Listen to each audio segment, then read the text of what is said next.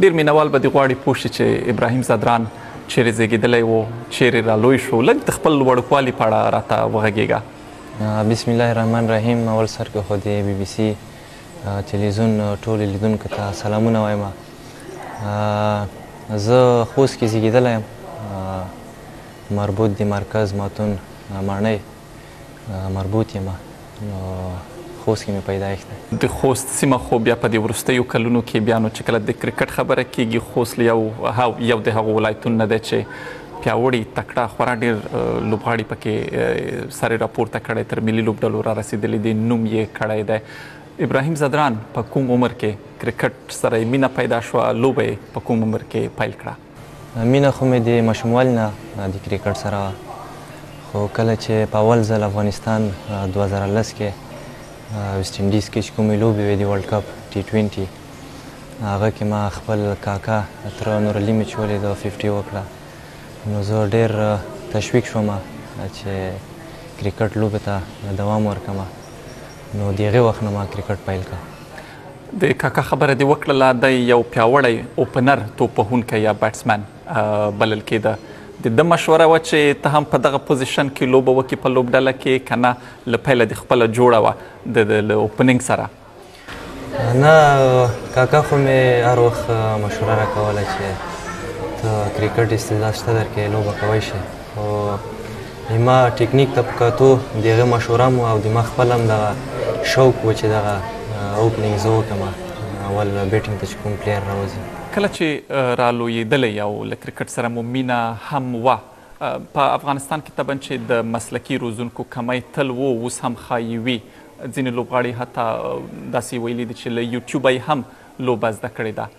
ابراهیم ځدران چې رالویېده، داسې څوک و چې روزنه یې وکړي یا زده کړه مو ورنه کړې وي یا متاثره اوسئ ورنه؟ هو بالکل، نورعلي کاکا مې ما سره ډېر کومک کړی بیټینګ کې.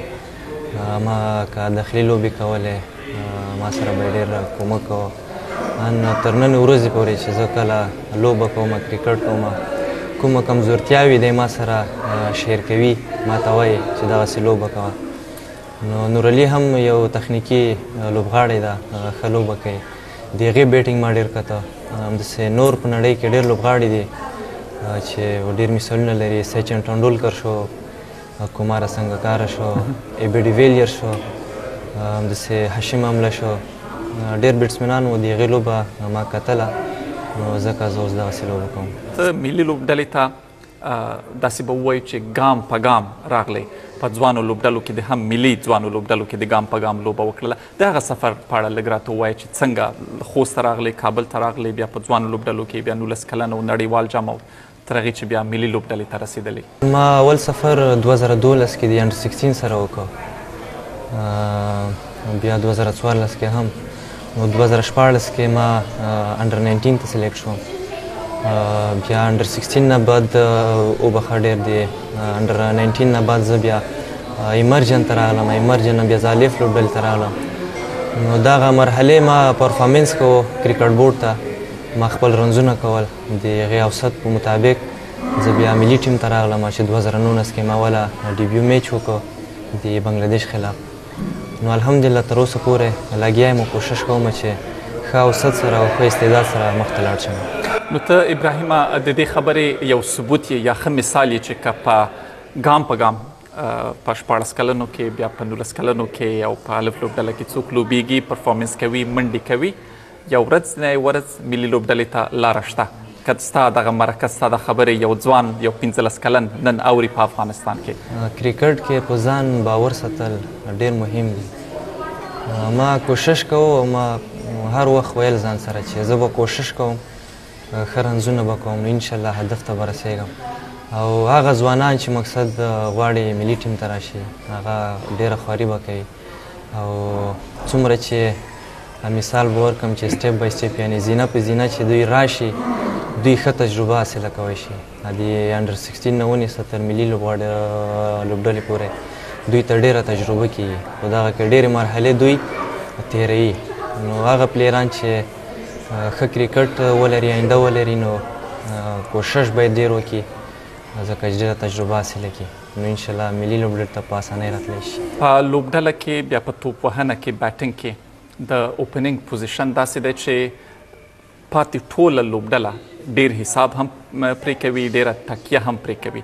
که اوپننګ ښه کیږي عموما لوبه هم ښه روانه وي، که اوپننګ ښه نه وي نو پر نوره لوبډله هم فشار راځي. یعنی خورا حساس او مهم رول دی په لوبډله کې. دغه فشار سره څنګه یې کنټرولوي او څومره مهم دی دا ستا رول په لوبډله کې؟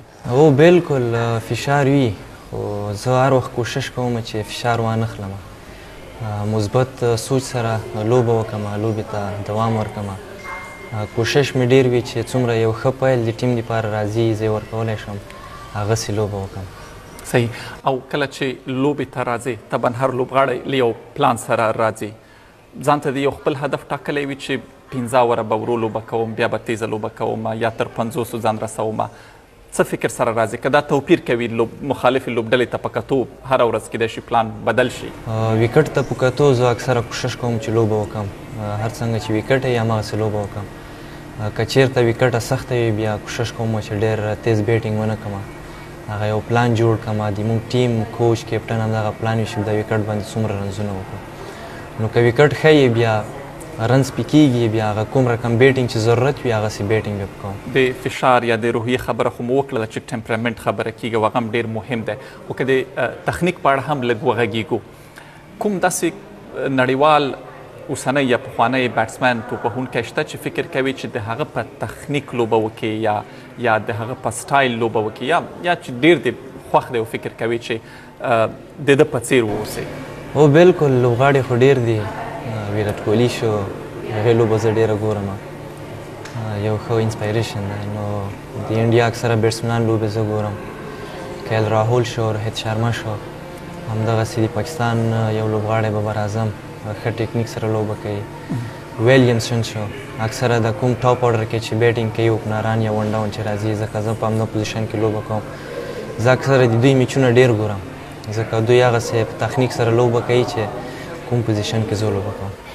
ځینې توپوهونکي وایي چې د تیزو بالرانو پر وړاندې ډېر راحته دي، ارامه لوبه کوي، له سپینرانو سره یې جوړه نه وي، په عذاب وي ورنه. ابراهیم زادران د تیزو بالرانو پر وړاندې ډېر راحته دی که سپینر او که نه هېڅ توپیر نه کوي؟ نه الحمدلله، زه اکثره دا کوشش کوم چې بیټینګ کې کمزوري ونه لرم. څنګه چې په نوي بال سره زه لوبه کوم از اوپنر، همدغسې سپین برخه کې هم ډېر کار کوم. نو ډېر کوشش مې فوکس توجه مې ډېره وي چې مقصد نوي بال باندې هم لوبه وکړم، چې کله سیټ شمه زاړه بال باندې هم لوبه وکړم. ځکه که چېرته زه 10 یا 15 اوور لوبه کوم نو بیا دغه پاتې نور اورونه چې دي دغه بیا زه لوبه نشم کولی. خو ما کوشش همدغه وي چې هم زوړ بال سره هم نوي بال سره زه لوبه وکړم. نو د زوړ بال پریکټس ډېر کوم سره د نوي بال. او په دې کې یو بل مهم فکتور بیا د ویکټې هم دی. د آسیا ویکټې ورو ویکټې دي، سلو ویکټې دي، بیا په انګلستان کې که څوک لوبه کوي یا په استرالیا کې لوبه کوي تیزې ویکټې. په کوم ډول ویکټې ډېر راحته وي؟ ځینې ویکټې تیزې وي چې بال راځي په بیټ، او ځینو لوبغاړو ته دا خوند ورکوي چې بیټ ته بال راشي. ځینې بیا په سلو ویکټو راحته وي. ستا څه ډول ویکټو باندې لوبه خوښیږي؟ زه په هره ویکټه باندې لوبه کول خوښوم، او اکثره چې سخته ویکټ یې زه لوبه پې کوم او رنز پې وکړم ډېر خوند راکوي. ځکه اسانه ویکټ باندې رنز هر وخت کېږي. نو خوند هلته کوي چې مقصد یو پلیر په سخت کنډیشن کې سخته ویکټ کې رنز وکړي، یو ټیم د چیټ ځای نه مقصد پورته کړي. او ویکټ هم توپیر کوي. یو کې کنډیشن چې دا ټولو کې د کرکټ سخت کنډیشن ده. استرالیا بونسي ټریک ویکټ دی، هغه ځان ته کنډیشن ده. او ایشیا کنډیشن کې مقصد بال ډېر پورته نه راځي، لاندې راځي. نو ویکټ یې فرق کوي. نو زه کوشش کوم چې هر کنډیشن ته هر ویکټ ته ځان چمتو کړم. کرکټ په تیرو 15 کالو کې یا د کرکټ د یوه لوبغاړي ژوند ډېر بدل شوی دی، هغه مسلکي توب یې ډېر زیات شوی دی. یعنې یوازې په لوبه کې پر پچ د لوبې برخه مهمه نه ده. کله چې له لوبې بهر یې، کله چې په نټ کې یې پریکټس کوي، کله چې خوراک کوي، کله چې آرام کوي، خوب کوي، یو ځوان لوبغاړي دپاره دغه نور شیان له لوبې له میدانه بهر دغه نور ټکي څومره مهم دي؟ دا هغو ځوانانو دپاره چې ستا دا مرکه ګوري او غواړي چې لاره پیدا کړي لیګونو ته یا ملي لوبډلې ته یا 19 کلنو ته کومو ټکو ته باید ډېر پام وکړي نه یوازې د کرکټ پریکټس ته؟ او بالکل ډېره ښه پوښتنه دې وکړه. یوازې داخل د سرکل کومه دایره چې د کرکټ ضرور ده زه به دا ووایم، خو د هغې نه علاوه خوب ډېر مهم ده، خوراک ډېر مهم ده چې انټرنیشنل لیول کې تا خوب نه وي صحیح، خوراک نه وي صحیح، ډیسپلین دې نه وي صحیح. خو په افغان لوبغاړو دا نیوکه کېږي ځینې وخت چې وایي پام نه کوي، خوراک سم نه کوي، آرام سم نه کوي. فکر کوي چې دغه بدلون ورو ورو را روان دی، دغه ځوان لوبغاړي چې ملي لوبډلې ته راځي یا په لیګونو کې چې لوبېږي، ته یې څرک وینې چې هلکان اوس پوه شوي دي چې یوازې ستا خبره چې د سرکل دننه لوبه نه ده؟ او بالکل اکثره ځوانان که تاسو وګورئ نن سبا فیټ دي، ډېر صحتمند دي، ښه لوبه کوي، ښه نتیجه ورکوي. که چېرته یو پلیر فیټ نه وي، صحتمند نه وي، هغه بیا ښه نتیجه نشي ورکولی. زه د یو بیټسمین په صفت که چېرته فیټ نه وم نو 50 رنز وکړم، 50 نه بد زه آوټ کېږم.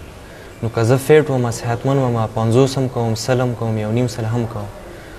نو د فټنس چې دا ډېر ضرور ده. د افغانستان د کرکټ کورني لیګ کې د هم لوبه وکړله، د شپږیزې لیګ د ملي لوبډلې دپاره څومره مهم دی چې ځوانان پیاوړي لوبغاړي ملي لوبډلې ته راشي یا 19 کلنو ته، او ځوانو په افغانستان کې ځوانو د کرکټ لوبغاړو ته چې 15 کلن، 14 کلن یا 13 کلن دي، دوی دپاره څومره د یوې ښې روحیې سبب ګرځي شپږیزه لیګ په خپل ځان کې؟ او بالکل شپږیزه لیګ یو غټ لیګ ده داخل افغانستان کې. که تاسو وګورئ هغه کې ټول د افغانستان ستوري چې دي لوبغاړي هغه پکې لوبېږي.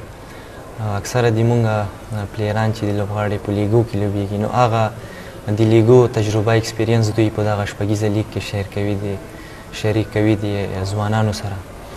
نو دغه لیګ چې دا د شپږیزې نه تاسو که ګورئ وګورئ ډېر ځوانان انډر 19 ته، ایمرجن ته، الف لوبډلې ته، ملي ټیم ته راغلي دي.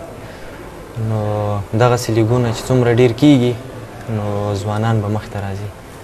او شپږیزه کې خو مو لوبه کړې ده، خو په انګلستان کې مو هم کلب ته لوبه کړې ده.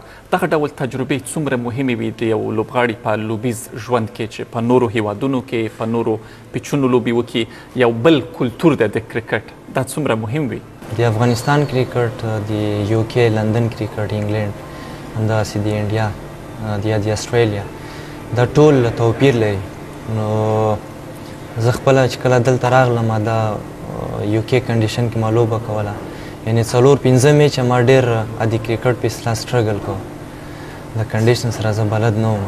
نو بیا چې دلته ما لوبه وکړه د وکټ سره، زه بلد شوم، دلته پوه شوم چې څنګه باید زه لوبه وکړم، څنګه زه باید کرکټ وکړم.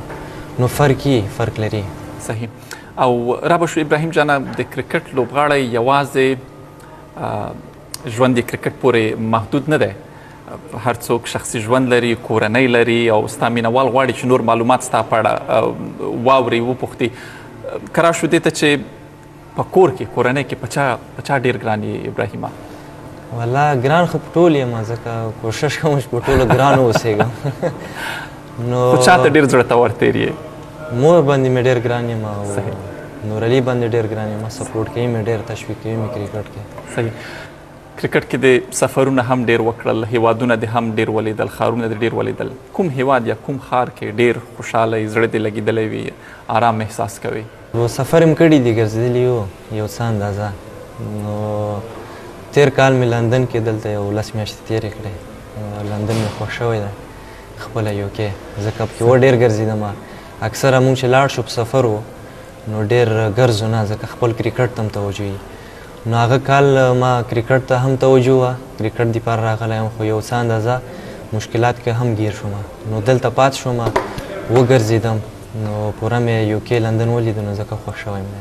د سفر بیا یو تاواندا وي چې هر وخت سړی د خپلې خوښې خواړه نشي پیدا کولی. په خوړو کې مو څه ډېر خوښ دي، څه دې خوښېږي؟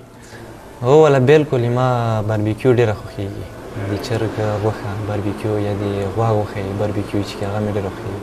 صحیح. او رنګ د کوم رنګ بیا ډېر خوښېږي؟ ما تور رنګ ډېر خوښېږي، تور او سور. تور رنګ ملي لوبډله کې د ډېرو لوبغاړو دا تور رنګونه خوښیږي نه پوهېږم چې څه خبره ده او په ملي لوبډله کې طبعا ملي لوبډله خو د یوې کورنۍ په توګه ده ټول سره ملګري دي د یوې لوبډلې غړي دي لکه ورونه دي سره خو بیا هم زړه ته نږدې یو ملګری خامخا وي په لوبډله کې ته چې له 14 کلنې لوبډلې بیا 19 کلنې او تر دې ځایه راورسېدلې نږدې ملګری د زړه ته درتیر ملګری څوک ده په ملي لوبډله کې والله ټول مې ملګري دي انډیوالان مې دي کوشش کوم ټول سره نږدې اوسېږم ښه اوسېږم سیاسي ځواب دی نوم نه اخلي د چا مجیب سره اکثره ډېر وم ترورزی مې هم کې ګران یو بل ته مونږ واړه یو ځای ستر شوي یو مجیب خو بله تا مشر وي یو څه ګمان کوم یو نیم کال مانه مشر یو نیم کال ښه ډېر توپیر مو تر عمرونو نشته ښه مجیب خو هغه خو ترورزی شو هغه خو نه حسابېږي په نورو کې نوین سره ډېر وم نوین الحق سره ضیاء الرحمن اکبر سره وم اکرام علي خیل سره وم قیس احمد سره وم صحیح یعنې دا په سفر کې هم شاید تر ډېره د سره ملګري یو ځای همدغه ټیم ته د انډر 16 د انډر 19 نه یو ځای راغلی و چې اوس پورې ملي ټیم کې پاتې شوی لا خو ځوان یې ډېر کلونه د مخکې دي ډېره نوره لوبه به هم وکړي خو کله د داسې فکر کړی چې که یوه ورځ له کرکټه لاس په سر شوې نو ابراهیم زدران به څه کوي بل مسلک به یې څه وي پلان به یې څه وي له کرکټ وراخوا ولنه بالکل سوچ هم راځي انسان ته ژوند ده که نه پته نه لګي خو کوشش کوم چې یو ښه کرکټر پاتې شم کرکټر سره څنګ کې یو ښه روزونکی جوړ شم چې د افغانستان لپاره نور هم خدمت وکړم اوس یې کرکټ کې کوم هغې نه بعد باید دغه خپله تجربه خپل کرکټ افغانان کوم کرکټران چې دي هغې ته یې ور زده کړم ور وښیم او د افغانستان لپاره کومک وکړم د یو توپ وهونکي بیټسمن په توګه خامخا به په نړیوالو بالرانو کې داسې یو څوک وي چې ډېر یې پازاب کړی او بالکل دغه پر وړاندې لوبه سخته وه یا یې خوند نه درکوه یا شاید ډېر ځل سوځولی داسې څوک شته که نه یاره شته نه خو زه چې کله رشید لوبوم رشید د هغې بال ډېر سخت دی لوبول یې ډېر سخت دی یوازې په لوبو کې که پریکټس کې هم لوبې کې پریکټس کې اکثره خو مونږ لوبې یو بل سره ډېر نه دي کړي ځکه پریکټس هم ډېر وي لوبې خو مونږ د مخالف ټیمو سره کوو نو رشید بال چې دا ډېر سخته په اسانه نه لوبول کېږي نور داسې کوم بالر نشته چې زه یا ترېنه ویره وکړم یا ترېنه وډار شم ځکه په ځان مې باور وي کوشش کوم چې ښه ولوبم مورال جګ ساتم او د خپل لوبیز ژوند په کومه لاسته راوړنه ډېر ویاړې چې ډېره لویه لاسته راوړنه وه درته ستا په ګمان لاسته راوړنه مې ملي ټیم ته راتلل ډېر غټ لاسته راوړنه وه دي ما ځکه ما ډېر کوشش کړی دی ملي ټیم لپاره چې زه یو ملي لوبغاړی جوړ شم نو اول لوبه چې ما وکړه د بنګلادیش خلاف اول ټیسټ میچ و دی ما چې هغه کې ما 8 منډې وکړې آوټ شوم ما کوشش وکړ زه سنچري وکړم هغه سنچري که ما کړې وای تقریبا 15 ریکارډونه ما جوړول په دنیا کې خفا هم شوم خو بیا هم الحمدلله دی الله نه ډېر شکر چې اول میچ کې ما 8 منډې جوړې کړې هغه ما دپاره ډېره غټه لاسته راوړنه وه د خوښې کرکټ بڼه د کومه ده ټیسټ یو ورځنۍ که شل اوریزې ما الحمدلله 3 واړه فارمټونه خوښېږي او کوشش کوم چې د افغانستان لپاره د یو اوپنر په صفت په 3 واړه فارمټو کې پاتې شم او کوشش وکړم دغه خلیګه زه ډکه کړم یعنې دغه مشکل باید د افغانستان ونه لري زه کوشش کوم چې ټیسټ کې ونډې کې او T20 3 واړو کې او کوشش کوم توجه مې په همدغه وي چې مقصد 3 واړو کې پاتې شم د هر چا په زړه یو ارمان وي که هغه کرکټ لوبغاړی وي که هغه خبریال وي که هر څوک وي د ابراهیم زدران په زړه لوی ارمان څه دی چې ښایي تر اوسه پوره شوی نه وي والله ارمانونه خو ډېر دي خو ارمان مې دا دی چې نورعلي سره یو ځای وکړو او په یوه لوبه کې دواړه یو ځای لوبه سره وکړي د ملي لوبډلې دپاره دواړه یو ځای لوبه وکړي دا به هم رښتیا لویه خبره وي چې تره او وراره دواړه راشي او د افغانستان لپاره بالکل ارمان لرو انشاءالله وخت به راځي انشاءالله توکل په خدای ډېره زیاته مننه ابراهیم